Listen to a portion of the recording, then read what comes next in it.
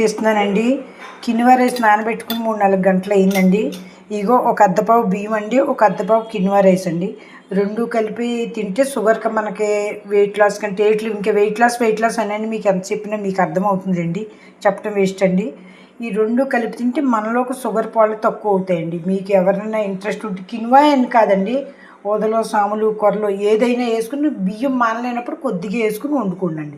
ఇందులోకి సాంబార్ వేసుకోండి, పచ్చడి వేసుకోండి, పప్పు వేసుకోండి, ఏదైనా మనకు తెలియదండి బియ్యం ఉన్నాయంటుంది.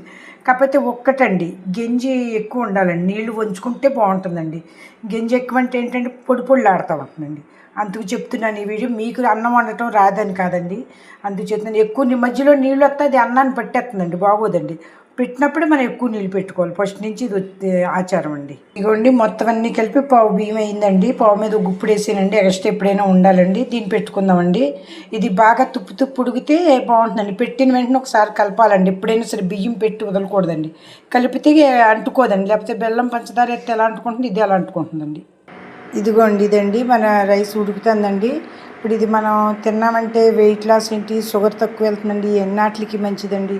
మీరు ఊదలు కానీ సాములు కానీ ఏదైనా వేసి వండుకోవచ్చండి. నెక్స్ట్ ఏంటంటే అండి, మనకి ఇది పెట్టుకుని 2-3 రకాల కూరలు పెట్టుకున్నామంటే ఆకలి కూడా తగ్గుతుందండి.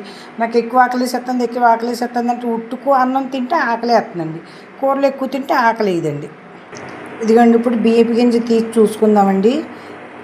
ఎవరైనా వెయిట్ లాస్ అవ్వాలనుకున్న వాళ్ళు ఆరోగ్యం అన్నం మట్టికి మానవద్దండి. కూరలు ఎక్కువ పెట్టుకుని అన్నం తక్కువ తినాలండి. తింటేనే వెయిట్ తగ్గుతుందండి, లేకపోతే ఇంకా పెరిగిపోతారండి. ఇది ఒకటి గుర్తెట్టుకొని చూసుకుందాం. ఇప్పుడు రైస్ అండి, ఇదిగో చూసారు కదండి, బియ్యం గింజ, ఇది కినువ అండి. రెండు ఒకేసారి ఉడికినాయండి. ఇంకా మనం వార్చుకుందామండి. ఎక్కువ ఉడికితే ఇంకా మళ్ళీ ముద్ద అవుతుంది, బాగోదండి. ఏ కూరలకైనా పొడిగా ఉంటేనే అన్నం అందమండి. ఇదిగోండి రైస్ అయితే అయిపోయింది. కావాలంటే పొయ్యి మీద 1 నిమిషం పెట్టుకోండి, ఇంకా పొడి ఆడుతుందండి. ఇదిగో చూడండి, వేడి కినువ రైస్లోకి పొడి ఆడుతూ ఉంది. చూసారు కదండి. మనం ఏదో అని ముందే భయం పడిపోయి ఊహించుకు తినమండి. ఇది చిన్నప్పటి నుంచి అలవాటు చేస్తే పిల్లలకి మంచి హెల్త్గా మంచిదండి, హెల్తీగా ఉంటారు పిల్లలండి.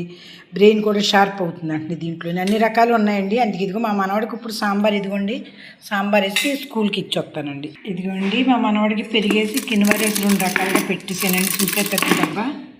ఇదిగోండి మనం చిన్నప్పటి నుంచి అలవాటు చేయటంలో ఉంటుందండి. ఇదిగో మా కినువ రైస్ అయితే తయారైపోయిందండి.